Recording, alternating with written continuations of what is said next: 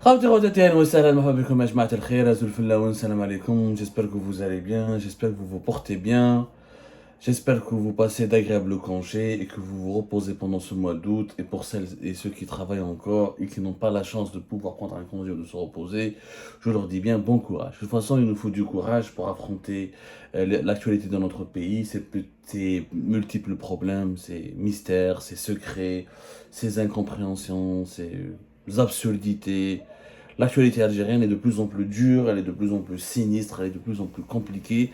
C'est pour ça que nous faisons toujours un travail d'analyse, de décryptage, et c'est très important de vous fournir l'information tout en vous l'expliquant, en la contextualisant et en vous fournissant des clés de compréhension. Vous avez été très nombreuses et nombreux à suivre notre émission sur le scandale de l'autoroute Est-Ouest. Pardonnez-moi, Yajma, parce que si dans la majorité des pays méditerranéens, sur le territoire national en Algérie, il fait très chaud, ici, Yajma, il continue de faire frais et les températures remontent à peine, alors que nous avons traversé dans plusieurs régions du nord de la France et de par la région parisienne, au moins une vingtaine de jours de pluie et de fraîcheur, et de températures très fraîches, pour la vérité. J'ai parlé de l'autoroute Est-Ouest. Et vous avez été très nombreux et nombreux à suivre notre émission qui a expliqué, nous l'avons intitulé l'Algérie a achevé sa méga autoroute Est-Ouest après 17 ans de chantier, le pourquoi du comment. On a essayé de vous expliquer pourquoi l'Algérie a tardé, ou a mis 17 ans pour achever sa fameuse autoroute Est-Ouest qui longue de plus de 1200 km de l'Est à l'Ouest du pays. Pourquoi ce chantier, ce méga chantier, après 17 ans 17 longues années, c'est un record mondial pour une autoroute. Je crois que personne n'a fait, comme pour le métro d'Alger, l'autoroute Est-Ouest, et fait partie des projets les plus longs du monde. Les plus longs, c'est-à-dire des projets qui ont accusé les retards les plus considérables, les retards les plus monstrueux dans l'histoire des grands projets des travaux publics de l'ère moderne de l'humanité. Bon, on a expliqué un petit peu brièvement qu'est-ce qu'on vous a dit dans la première émission. On a dit c'est faux. Ce n'est pas la corruption qui a retardé ce projet. La corruption n'est pas à l'origine, ou elle n'est pas le premier facteur qui explique ces retards impressionnants. C'est-à-dire que ce n'est pas à cause de la corruption que l'Algérie a perdu 17 longues années avant de terminer son autoroute Est-Ouest. On vous a expliqué que les principaux problèmes sont 3 ou 4. Les premièrement, l'absence d'études initiales fiables, c'est-à-dire les études de réalisation, les premières études de faisabilité de ce projet, les études géotechniques de terrain, les études d'engineering qui ont été réalisées préalablement avant de lancer ce méga projet en 2006 étaient mauvaises, n'étaient pas fiables et elles étaient bâclées. D'ailleurs, les réalisateurs, les maîtres d'ouvrage ou les sociétés en charge de la réalisation des deux tronçons de l'autoroute Est-Ouest, qui sont les Japonais à l'Est et les Chinois à l'Ouest, CITIC, CLCC et Kojal à l'Ouest, CITIC, CLCC c'était à l'Est du pays, ont rencontré énormément de difficultés, notamment en ce qui concerne les Japonais à l'Est du pays. Les études qui leur ont été fournies pour le tracé original tel qu'il a été imaginé en 2006 n'étaient pas du tout des études rigoureuses et elles ont donné, il y avait des données qui étaient fausses, complètement fausses, ou là des analyses qui étaient complètement infondées. Du coup, sur le terrain, il y a eu beaucoup de montagnes, de terrains accidentés, des glissements de terrain, des sites qui n'étaient pas adaptés pour abriter des tronçons d'autoroute Est-Ouest. Donc il fallait refaire les études, il fallait réévaluer le projet, et c'est pour ça que ce projet nous a coûté très cher. Et je m'en fais oublier dans le génie civil, comme dans le domaine des travaux publics, tout est basé sur le principe des études. Quand les études de réalisation, les études de faisabilité ne sont pas bien faites, ou là elles sont bâclées, tout le projet risque ensuite d'en pâtir lourdement, et c'est ce qui cause des retards, parce qu'il faut refaire les études, et ce qui va aggraver les pertes financières, parce que les factures s'allongent. Le deuxième problème, c'est les problèmes qui ont posé les autorités algériennes aux compagnies en charge de ce projet. Les Chinois comme les Japonais ont souffert beaucoup lors de la réalisation de ce méga projet. Beaucoup de problèmes, beaucoup de retards de paiement. Les retards de paiement et les factures impayées. Les Japonais comme les Chinois donnaient des factures, exigeaient des paiements pour pouvoir poursuivre les travaux, et la bureaucratie algérienne et l'administration algérienne dans ses lourdeurs et dans ses dans ses lourdeurs abyssales et son fonctionnement totalement opaque a rendu la vie très difficile, a compliqué l'existence aux Chinois et aux Japonais dans la réalisation de l'autoroute Est-Ouest. Le dinar qui était en chute, le dérèglement du dinar. N'oublions pas qu'il y a une partie qui était facturée en dinar et une partie facturée en devise. Quand le dinar, sa valeur, elle est instable et elle chute, et ben, le cours de change en devise, en dollars notamment ou là en euros, et ben, ça change et les étrangers sont obligés de répercuter la perte de la valeur du dinar en augmentant leurs factures ou leurs prestations, les factures, les frais de leurs charges, parce qu'ils sont obligés de s'adapter au taux de change du dinar. Donc l'instabilité du taux de change, les problèmes de paiement. Ensuite, il y a eu un autre problème, c'est l'expropriation des terrains et des propriétés privées qui n'ont pas été expropriés de façon convenable, de façon rapide, avec beaucoup de réactivité. L'administration algérienne, au niveau du village de Ain Defla, de Bchaya, de Djidjel, là où il y a eu les autoroutes Est-Ouest avec ses pénétrantes, a rencontré beaucoup de difficultés avec les propriétés privées des terres et des assiettes foncières qui devaient être mobilisées, à savoir reversées dans le domaine public pour pouvoir intégrer le patrimoine, le site, le chantier de la réalisation de l'autoroute Est-Ouest. Donc il y a eu des problèmes de manque de mauvaise gestion et de gouvernance. Cahier de charges qui n'était pas bien, très bien élaboré, des études initiales fausses, infondées et elles doivent absolument être changées, elles devaient absolument être changées et revues, un taux de change qui est instable, des problèmes de paiement avec les partenaires chinois et japonais, ensuite l'expropriation des propriétés privées, des propriétaires privés des terrains et des assiettes foncières qui ont retardé énormément la poursuite des travaux de l'autoroute Est-Ouest, ensuite vous avez eu de très mauvaises décisions. Par exemple, des mauvaises décisions qui ont aggravé la facture, le choix des sous-traitants. Les Chinois comme les Japonais ont subi beaucoup de pression pour qu'on leur impose un choix bien précis de certains sous-traitants. Les sous-traitants qui, souvent c'est le groupe TRH, des fois c'était des Espagnols, des fois c'était des Turcs, des fois c'était des sociétés publiques, des fois des sociétés privées. Or, le choix des sous-traitants est très fondamental dans la gestion d'un grand projet. Souvent, on disait aux Chinois, aux Japonais, on leur faisait la pression, choisissez un sous-traitant parce que les sous-traitants privilégiés étaient proches des dirigeants et des responsables du pays et leur donnaient des pots de vin. Ça, oui, c'est une forme de corruption. Ensuite, un autre grand problème, c'est que les matériaux nécessaires pour la réalisation de l'autoroute Est-Ouest n'étaient pas produits localement, notamment en ce qui concerne les engins et les machines. Et au lieu de demander aux entreprises en charge de la réalisation de ce projet de ramener leur propre parc d'engins, on a voulu les autoriser, on les a autorisés à acheter des engins en Algérie ou à importer directement des engins de travaux publics depuis l'étranger.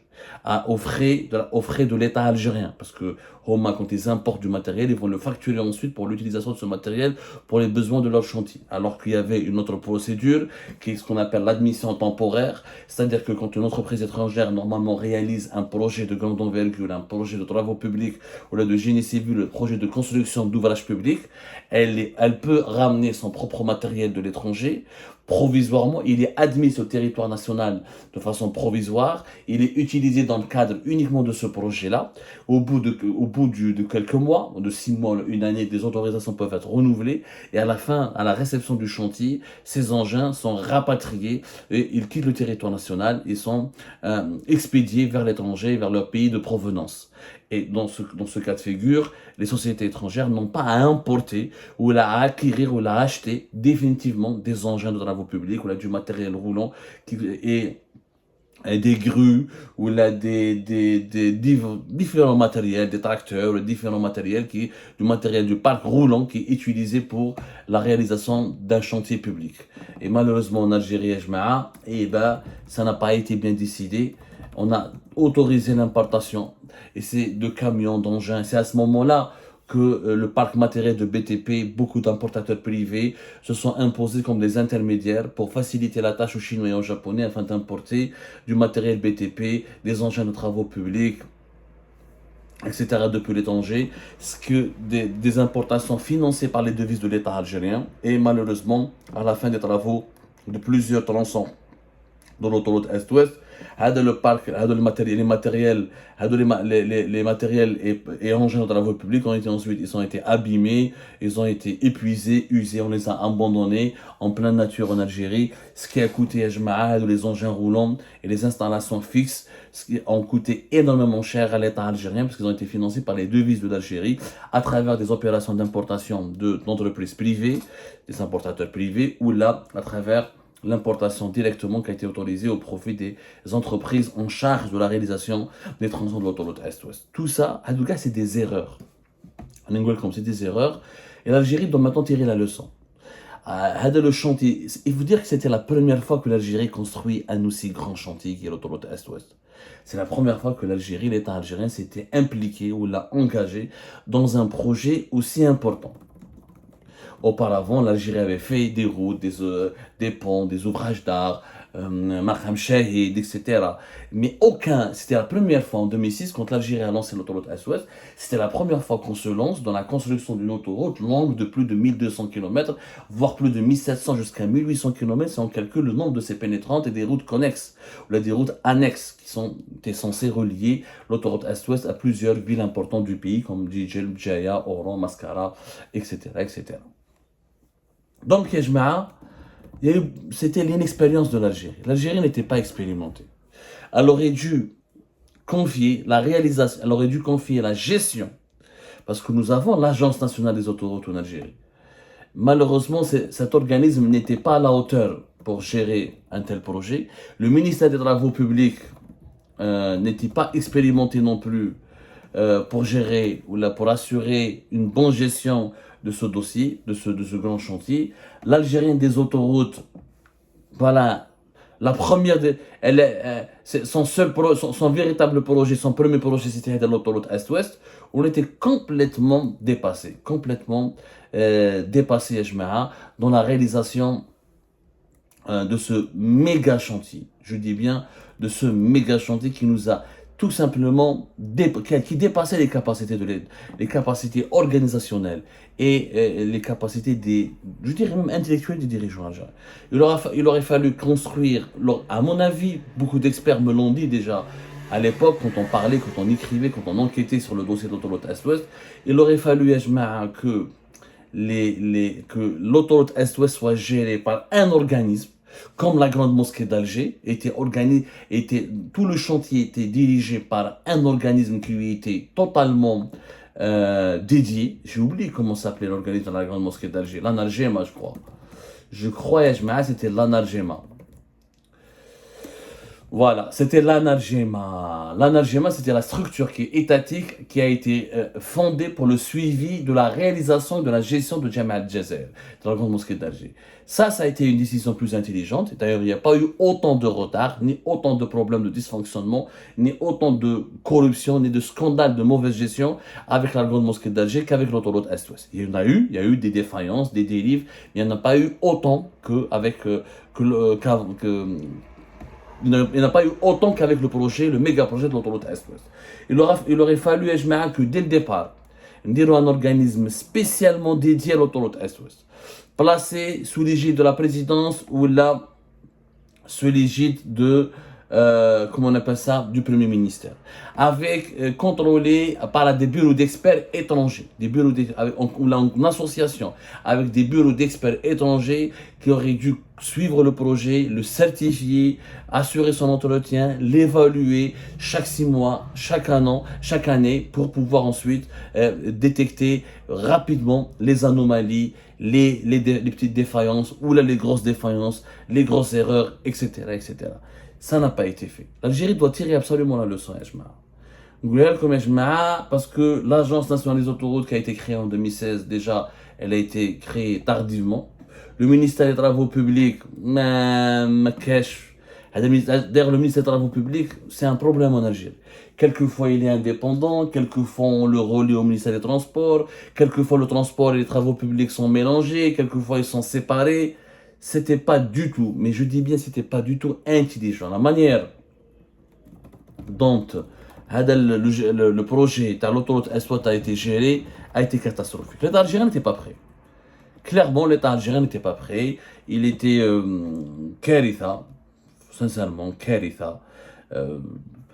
Confier au ministère des Travaux publics ou au DP, ou à la direction nationale des travaux publics ou à une direction centrale du ministère des Travaux publics le soin de la gestion, de soin de vérifier, de gérer un aussi grand projet comme celui de l'autoroute Est-Ouest, c'était une très mauvaise décision.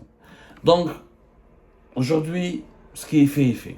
Cette autoroute qui m'a coûté comme, au lieu de nous coûter 8 à 9 milliards de dollars, elle nous a coûté plus de 13 milliards de dollars. Il y a un bon milliard de dollars qui est parti en pot de vin et en corruption. Et je dirais 2 milliards de dollars qui ont été c'est le préjudice financier des retards, de la mauvaise gestion, de la mauvaise planification et du manque criant de fiabilité des études de faisabilité de réalisation de ce projet, de ce méga chantier qui est l'autoroute Est-Ouest. Maintenant, on doit tirer la leçon. Et pour tirer la leçon, il faut absolument changer le mode de gouvernance de notre pays.